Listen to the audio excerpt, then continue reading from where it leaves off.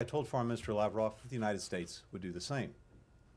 Today, Ambassador Sullivan delivered our written response in Moscow. All told, it sets out a serious diplomatic path forward, should Russia choose it. The document we've delivered includes concerns of the United States and our allies and partners about Russia's actions that undermine security, a principled and pragmatic evaluation of the concerns that Russia has raised, and our own proposals for areas where we may be able to find common ground.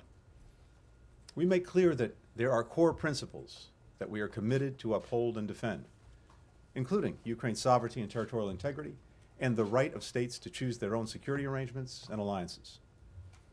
We've addressed the possibility of reciprocal transparency measures regarding force posture in Ukraine, as well as measures to increase confidence regarding military exercises and maneuvers in Europe. And we address other areas where we see potential for progress, including arms control related to missiles in Europe, our interest in a follow-on agreement to the New START treaty that covers all nuclear weapons, and ways to increase transparency and stability. We put these ideas forward because they have the potential, if negotiated in good faith, to enhance our security and that of our allies and partners, while also addressing Russia's stated concerns through reciprocal commitments. Our response to Russia reflects what I said in Kyiv, Berlin, and Geneva last week. We're open to dialogue. We prefer diplomacy, and we're prepared to move forward where there is the possibility of communication and cooperation if Russia de-escalates its aggression toward Ukraine, stops the inflammatory rhetoric, and approaches discussions about the future of security in Europe in a spirit of reciprocity. Our responses were fully coordinated with Ukraine and our European allies and partners, with whom we've been consulting continuously for weeks. We sought their input and incorporated it into the final version delivered to Moscow. Additionally, NATO developed and will deliver to Moscow its own paper with ideas and concerns about collective security in Europe, and that paper fully reinforces ours and vice versa. There's no daylight among the United States and our allies and partners on these matters. We shared our response paper with Congress, and I'll be briefing congressional leaders on this later today and consulting with them on our approach. As you know, there's strong bipartisan interest and deep expertise on the Hill when it comes to Ukraine and Russia, and we very much appreciate having Congress as a partner as we move forward.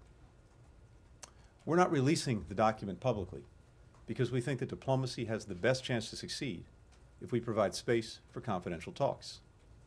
We hope and expect that Russia will have the same view and will take our proposal seriously. I expect to speak to Foreign Minister Lavrov in the coming days after Moscow has had a chance to read the paper and is ready to discuss next steps. There should be no doubt about our seriousness of purpose when it comes to diplomacy, and we're acting with equal focus and force to bolster Ukraine's defenses and prepare a swift, united response to further Russian aggression. 3 deliveries of U.S. defensive military assistance arrive in Kyiv this week, carrying additional Javelin missiles and other anti-armor systems, 283 tons of ammunition and non-lethal equipment essential to Ukraine's frontline defenders. More deliveries are expected in the days to come. We provided more defensive security assistance to Ukraine in the past year than in any previous year. Last week, I authorized U.S. allies, including Estonia, Latvia, and Lithuania, to provide U.S.-origin military equipment from their inventories for use by Ukraine. Also last week, we notified Congress of our intent to deliver to Ukraine the Mi-17 helicopters currently held in Defense Department inventories, 5 of them. Additionally, the Secretary of Defense announced on Monday that 8,500 U.S. service members currently stationed in Europe and the United States have been placed in heightened readiness to deploy to ensure that we're able to support the NATO response force swiftly if it's activated by the North Atlantic Council to harden the Allies' eastern flank. Other NATO allies have also announced steps that they're prepared to take, and we expect more in the coming days. We've taken this step out of prudence. We hope those forces don't have to be activated for deployment, but if they are, we will be ready. We're also continuing to coordinate with our European allies and partners on severe economic sanctions to hold Moscow accountable for its actions. We've developed a high-impact, quick-action response that would inflict significant costs on the Russian economy and financial system.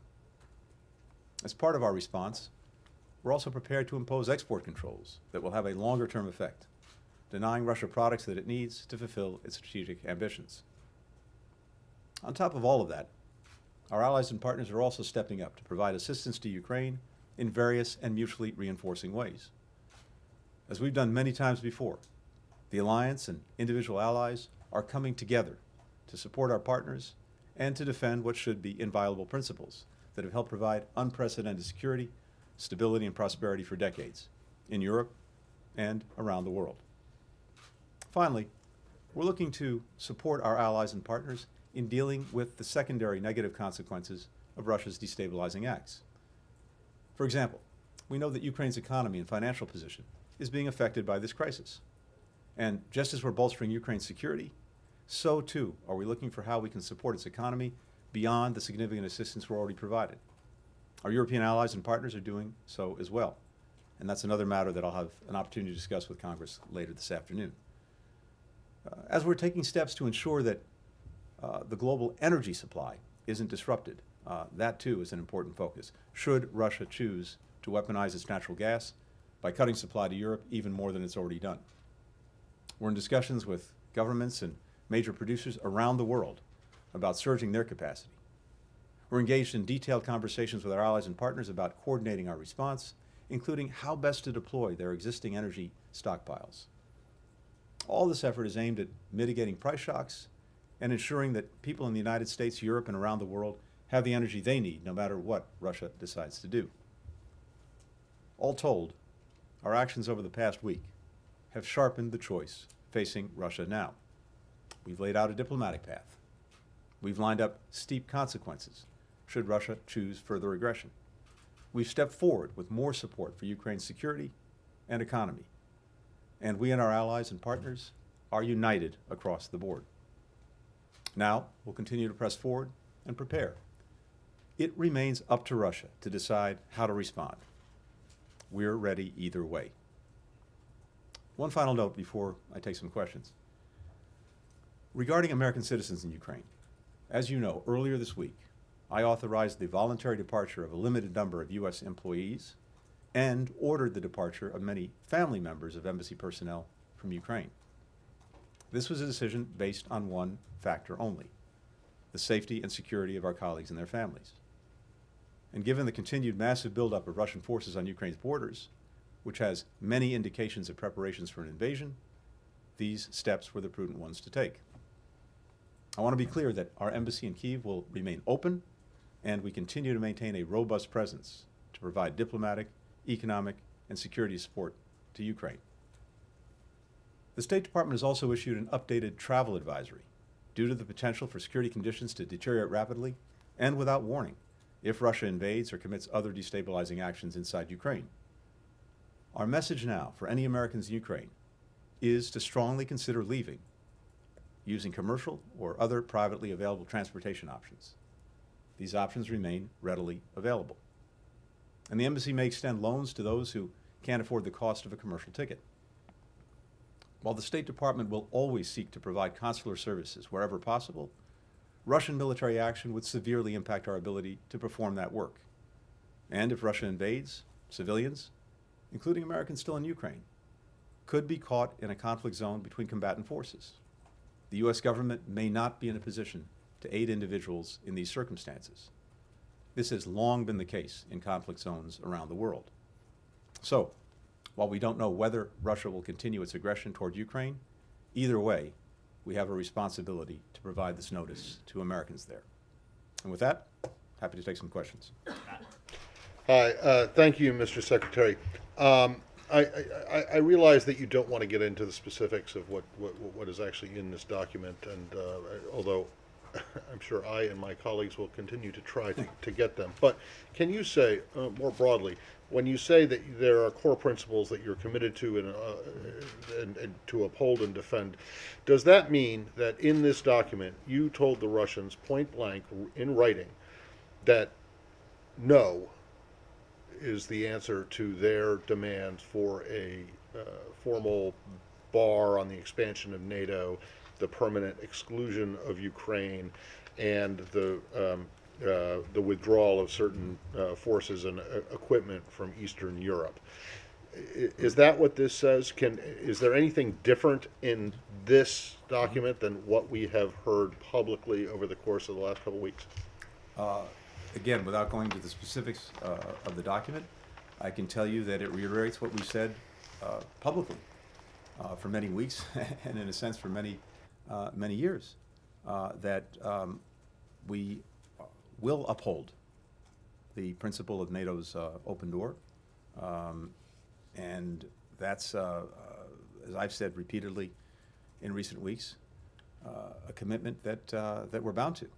And so the document, as I said, makes very clear some of the basic principles that we are standing by, committed to, and will uphold, much of which has been stated in public, including by me in recent days and weeks, and that goes to NATO's open door policy. So you would say that it is accurate to say that there are no concessions in this? This isn't about concessions. Well, there is no change in the U.S. and NATO position in this document. First of all, there is no change. There will be no change. Second, we reiterate that principle. Of course, it is for NATO, not the United States unilaterally, to discuss the open door policy. These are decisions that NATO makes as an alliance, not the United States unilaterally. But from our perspective, I can't be more clear. NATO's door is open, remains open, and that is our commitment. Thank you. Margaret? Thank you. Thank you, Mr. Secretary. Do you have any reason to believe then that the document that was submitted will in any way lessen the chance of Russian action, or was this just to show you tried? Margaret, what we do in this document, besides laying out our core principles, besides sharing our concerns, concerns of allies and partners, about things that Russia is doing that we believe undermine security and stability, we also do lay out areas where we believe that together we could actually advance security for everyone, including for Russia, based on some of its stated concerns, as well, of course, as for us and for our allies and partners. And so there are a number of areas, again, based on what Russia has said, that I think would make a difference if done on a reciprocal basis and approached in good faith. So, for example, as we've said, the placement of offensive missile systems in Ukraine, military exercises and maneuvers in Europe, potential arms control measures, greater transparency, various measures to reduce risks. All of these things would address, I think, mutual concerns, including concerns stated by Russia, and advance collective security. So I think there are important things to work with if Russia is serious about working with them. And that is up to President Putin. We'll see how they respond. But there's no doubt in my mind that if Russia were to approach this seriously and in a spirit of reciprocity, with the determination to enhance collective security for all of us, there are very positive things in this document that should be pursued. We can't make that decision for President Putin. Only he can make it. But this is an offer to begin negotiating? We've said throughout, and we of course started this process with the conversations that took place in our strategic stability dialogue with Russia, between Russia and the United States about 10 days ago, at the NATO-Russia Council, at the Organization for Cooperation and Security in Europe, that again, we understand Russia has stated concerns about security. We have our own very clear concerns about security and the actions that Russia is taking that undermine it. And we are prepared to discuss and, if appropriate, eventually negotiate steps to enhance everyone's security. And I've laid out some of the areas where we think we could do that. But right now, this is about the areas and ideas that we could pursue. And we'll see how Russia responds. Ben? Thank you. Secretary, have you considered that Russia just buying time till they're in a place to invade Ukraine, making you jump through hoops like hand-delivering written responses to questions that you've answered time and time again in the past. And meanwhile, they're destabilizing Ukraine from within. The economy's crumbling. You're spending hundreds of millions of dollars shoring them up. At what point do you stop playing Russia's game and take preemptive action now? So Ben, first, we're, as you know, not standing still, and we can walk and chew gum at the same time, and that's very much what we've been doing. So we've been clear to Russia that there are two paths: a diplomatic one, but also a path of defense and deterrence. And if Russia chooses aggression, a path that will lead to massive consequences. And so, even as we've been engaging in the diplomacy, which is my job and responsibility, we have been very resolutely preparing for Russia to take the other path, the path of aggression. And as I laid out, the work that we've done over the past couple of months in bringing allies and partners together around massive consequences for Russia should it renew its aggression, and the very detailed work that's been done on that. But they're The being shoring up, aggressive let me now. finish if I may, Sorry. please, and then come back to you. The shoring up in very significant ways of our support for Ukraine, including the defensive military support, the drawdown that the President issued in December, which is now being delivered to Ukraine, the additional steps to make sure that defensive military assistance was being made available to Ukraine, including the authorizations that I signed a week ago to allow other countries that have U.S. origin military equipment to share it with Ukraine. The work we're doing to bolster Ukraine's economy, the work we're doing to shore up Europe on energy if there are disruptions as a result of conflict. And, of course, the orders that the President gave, the Secretary of Defense gave earlier this week to make sure that we are fully prepared on a moment's notice to reinforce NATO's eastern flank in the event of renewed Russian aggression. All of those things have been happening very deliberately and effectively over the last many weeks. So these two paths and the approach that we've taken, these are mutually reinforcing. The work that we're doing on defense, on deterrence, bringing allies and partners together, I think reinforces our diplomacy. And at the same time, it's very important that we pursue the diplomacy, whether or not, you may well be right, that Russia's not serious about this at all. But we have an obligation to test that proposition, to pursue the diplomatic path, to leave no diplomatic stone unturned, because for sure, it's far preferable to resolve these differences peacefully, consistent with our principles, than it would be to have renewed aggression, renewed conflict, and everything that will follow from that. But the point is, we're prepared either way. Mark. Hello, Mr. Secretary. I just want to ask you a little bit about the unified approach with Europe. Mm-hmm. What do you make of Germany's stance? For example, they ruled out sending lethal weapons to Ukraine. They prevented Estonia from delivering arms. And today, there was news out that they're sending helmets to Ukraine. A delivery Kyiv mayor said was a joke. Would you say that you're happy or satisfied with Germany sending helmets to Ukraine instead of arms shipments? And if I may just ask about President's comments yesterday, he said that he would consider sanctioning Putin personally if he decides to invade. How advanced are these plans? And then again, going back to unity with Europe, has the United States discussed this with Europe, and are they on board? Thank you. First, let me say as a general matter, and I at the risk of patting ourselves on the shoulder, I have to say I was struck when I spoke to the Foreign Affairs Council of the European Union a couple of days ago, that partner after partner, this was in the EU context, but I've heard the same thing at NATO,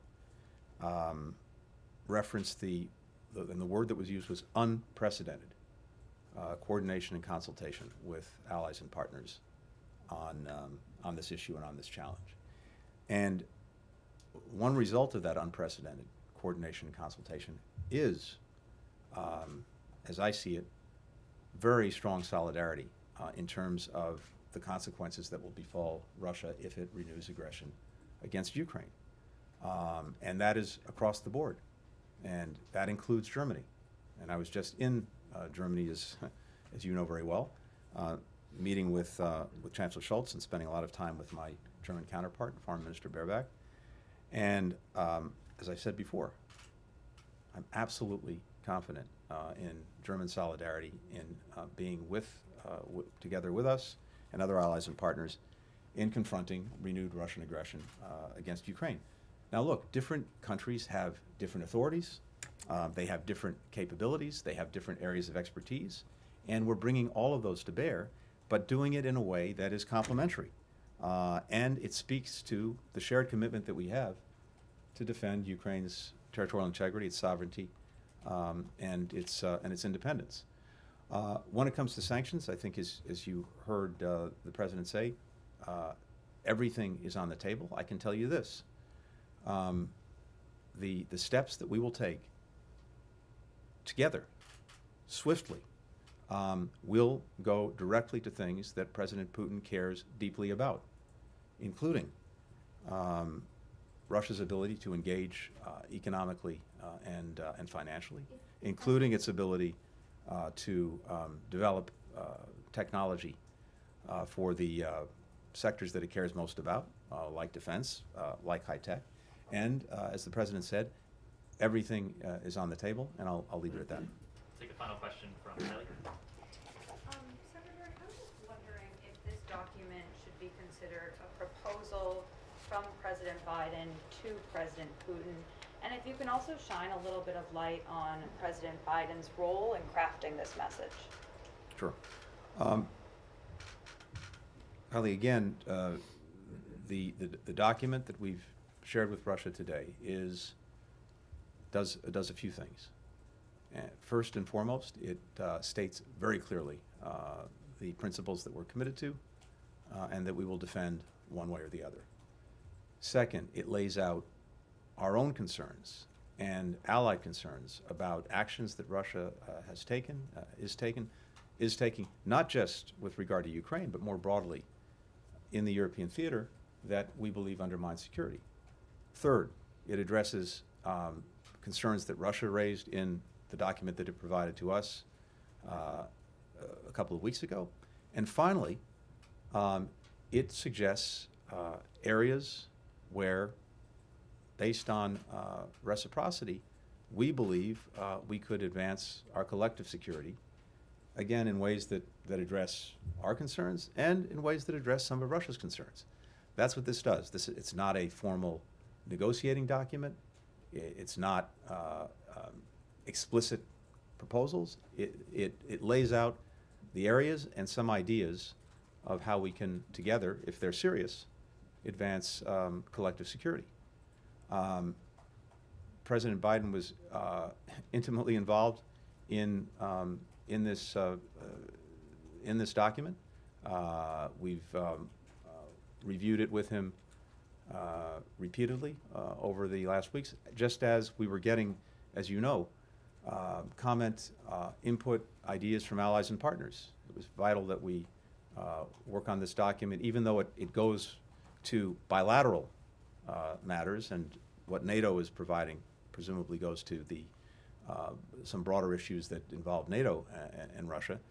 But allies and partners were intimately involved as well, and we took on board many of the comments they've made and integrated them into the document. But the President has been deeply involved in this from the get-go, reviewing various drafts of the proposal, making his own edits, and of course blessing the final document that was delivered to Russia today. Thank you. Isn't that, Biden himself, U.S. Biden administration officials have said a invasion is potentially imminent. The stakes are incredibly high here, and you guys have also said that Putin is the decision maker. So why not address this directly to him, given the situation you're facing right now? I'm not sure what you mean by address it directly to him. This is a document that was prepared on behalf of the United States by its government, being delivered to Russia and to its government, upon which President Putin presides. I have no doubt that our Russian counterparts and my counterpart, Foreign Minister Lavrov, will share the document with President Putin and putting things in. Perhaps everyone else, you may be right. And of course, these are also complex issues, and putting things in writing is also a good way, as we do all the time across the board, is a good way to make sure we're as precise as possible, and the Russians understand our positions, our ideas as clearly as possible. Right now, the document is with them, and the ball is in their court. We'll see what we do, as I've said repeatedly, whether they choose the path of diplomacy and dialogue, whether they decide to renew aggression against Ukraine, we're prepared either way. Thank you. Thank you. Thanks, everyone.